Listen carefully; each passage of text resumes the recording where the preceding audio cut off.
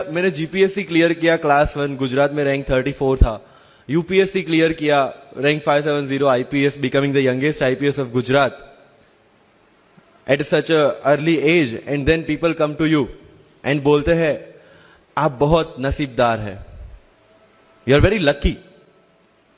I tell them in reverse, luck favours the brave.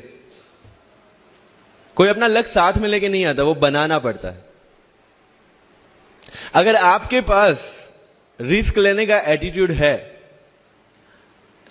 मैं गुजराती हूं and we know the business, and business का एक ही फंडा है, higher the risk higher the profit.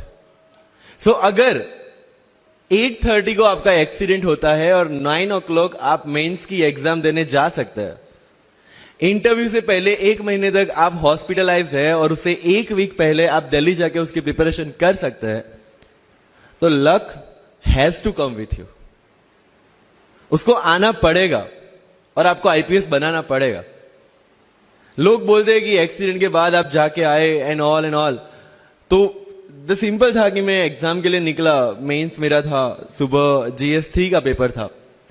8:30 को मेरा स्कूटी स्लिप हो गया, मेरा लिगामेंट इंजरी हो गया, लेफ्ट हैंड में इंजरी था, सीट से ब्लीडिंग हो रहा था। लेकिन मेरे पास 2 ऑप्शन थे। मैं खड़ा हुआ, मैंने देखा okay, my right hand is safe, and I decided I'll go to the exam hall and write the exam. मेरे पास 2 ही ऑप्शन थे, या तो मैं वहां से उठ के रोने लगूं, यार मेरे साथ ही ऐसा क्यों हुआ, मेरा एक्सीडेंट हो गया, मेरा मेंस खराब हो गया, और हॉस्पिटल जाओ। या दूसरा ऑप्शन था कि मैं देखूं कि मैं 3 घंटे और सर्वाइव कर सकता हूं। हाँ, कर सकता हूं। मैं मेंस के लिए एग्जाम हॉल में गया। ये जितने भी फोटोग्राफ्स लगे हैं, सर ने जैसे बताया कि जितने भी इंसान सक्सेसफुल हुए, अगर आप उसकी लाइफ स्टोरी देखेंगे तो कहीं ना कहीं एक मोमेंट आता है जहां पे वो इंसान की जो स्ट्रगल है वो पीक पे हो जाते हैं। वो इस मोमेंट पे आपको डिसाइड करना है कि आपको वहां से यू टर्न लेना है या आपको वहां से आगे निकलना है। इन सब लोगों ने डिसाइड किया कि उनको वहां से आगे निकलना है, एंड दैट इज द फंडा ऑफ लाइफ। सक्सेस उन्हीं को मिलता है जो इस स्ट्रगल वाले मोमेंट से आगे निकलने की सोचता है। जब भी आपको लगे कि आपके सिर पे बहुत मुसीबत है, जब भी आपको लगे कि आप हर तरह से गिर चुके हैं, जब भी आपको लगे कि आपके पास कोई ऑप्शन नहीं है, तब एक चीज आप अपने दिमाग में लाइएगा कि यही मोमेंट है जहां से आपकी तकदीर बदलने वाली है। क्योंकि डायमंड जो होता है वो जितना ज्यादा घिसता है उतनी ज्यादा उसकी वैल्यू होती है। सोना जो होता है वो जितना ज्यादा तपता है उतनी उसकी वैल्यू होती है। अगर आप जिंदगी में तप रहे हैं, अगर आप जिंदगी में घिस रहे हैं, अगर आपको लग रहा है कि आप हर तरह से मुसीबतों में गिरे हुए हैं, तभी आपकी जो वैल्यू है वो बढ़ने वाली है। और यही मेरा एटीट्यूड रहा है। लोग बोलते हैं कि तुम्हारी फाइनेंशियल कंडीशन ठीक नहीं थी, पापा इलेक्ट्रिशियन थे, मम्मी हाउसवाइफ थी, डायमंड के कारखाने में काम करती थी, उसके बाद उन्होंने मैरिज में रोटियां बनाने का काम किया, और उस तरह से मैं पढ़ा। लेकिन जब मुझे पूछा जाता है कि ऐसी कौन सी चीज है आपकी लाइफ में जो आप बदलना चाहते हो, एंड आई सेड नथिंग। क्योंकि अगर वो चीजें नहीं होती मेरी लाइफ में तो शायद आज आपके सामने मैं नहीं होता। तो अगर लाइफ में प्रॉब्लम्स है, अगर लाइफ में स्ट्रगल है, जैसे सर ने बताया struggle is a part of life, and I strongly believe in that. क्योंकि अगर हम दिल्ली में थे, मेरे दोस्त के साथ में निकला बाहर घूमने, तो बोलता है यार ऐसी लाइफ चाहिए, कोई मगजमारी नहीं, आराम से बैठते हैं पूरे दिन एसी वाले कमरे में, बहुत सारे पैसे हैं और कोई टेंशन नहीं, ऐसी लाइफ चाहिए मुझे। मेरे पास ऑप्शन है। बोलता क्या? बोला देख सामने एटीएम का रूम दिख रहा है, एसी वाला कमरा है, बहुत सारे पैसे, कोई मगजमारी नहीं, जॉब ले ले। क्यों IAS IPS में दिमाग खराब कर रहा है? अगर स्ट्रगल नहीं चाहिए तो you have to compromise with that life. जब भारत वर्ष का सपना चंद्रगुप्त ने देखा, चाणक्य ने देखा, और उस भारत वर्ष को बनाने के लिए जब ये संघर्ष जारी था, और तब राजा धनानंद की डॉटर दूरदराज से चंद्रगुप्त को प्यार हो जाता है, और जब चाणक्य उनको बोलते कि नहीं तुम्हें उससे दूर रहना है, और तब चंद्रगुप्त बोलता है आचार्य कभी कभी सोचता हूं कि जिंदगी में या ये भारत के सम्राट बनने के लिए इतना त्याग, इतना बलिदान ना देना होता तो। और तब चाणक्य रिप्लाई करते हैं तो हर कोई भारत का सम्राट होता। This is the fundamental rule of life. अगर आईएएस बनने के लिए, आईपीएस बनने के लिए सैक्रिफाइस करना नहीं पड़ेगा, अगर उसके लिए आपको त्याग नहीं करना पड़ेगा, तो आज पूरे इंडिया में हर घर में आपको आईएएस आईपीएस मिल जाएंगे। So when you are entering into this game of UPSC or MPSC, make sure that you have to sacrifice anything which will take you to your goal. लेकिन प्रॉब्लम ये है कि हमें टेंशन होती है, यार दोस्त की एंगेजमेंट है, उसकी बर्थडे पार्टी है, उसकी शादी है, अटेंड नहीं करूंगा तो बोलेगा मैं तेरी शादी में नहीं आऊंगा, एंड ऑल।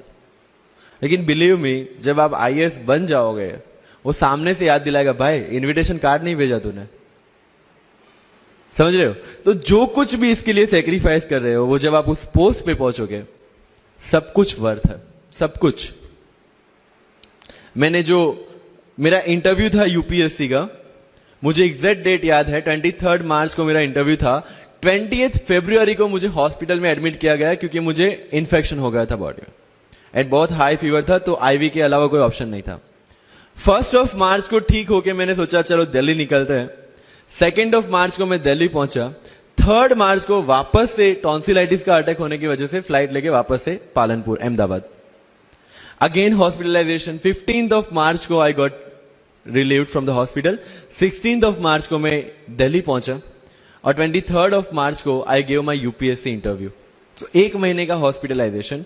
उसके बाद जब दिमाग में ये था कि मेरे साथ जो लोग इंटरव्यू दे रहे हैं वो 1 महीने से प्रिपरेशन कर रहे हैं, एंड 1 महीने से मैं हॉस्पिटल में था, again I thought this is the moment to prove yourself. I went to the interview और पूरे इंडिया में 2nd highest marks in interview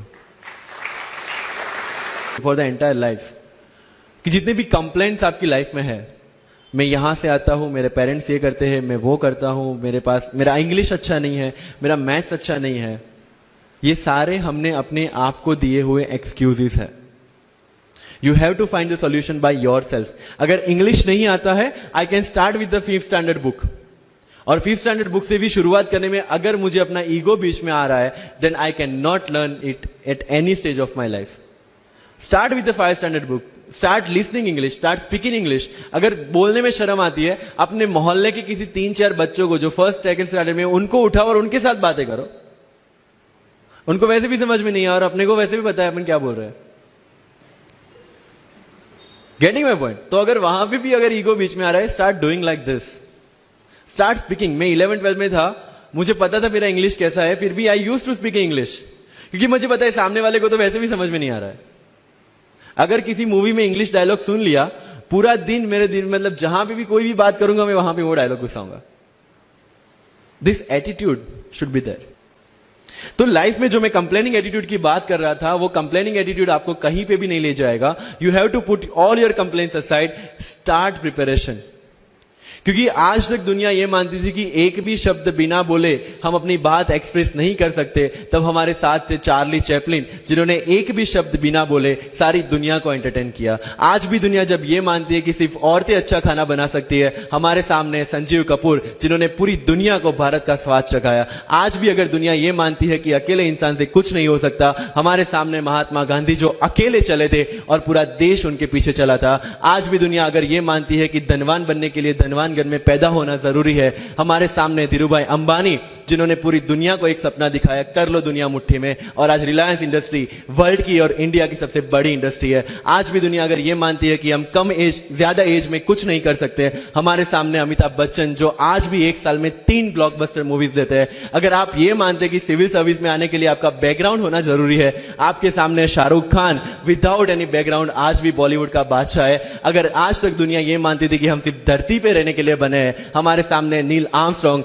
जो चंद्र पे जाके आए, आज तक हम ये जानते हैं कि हम क्या है, हम क्या बन सकते हैं, ये जानने का टाइम शुरू होता है अब। Thank you so much.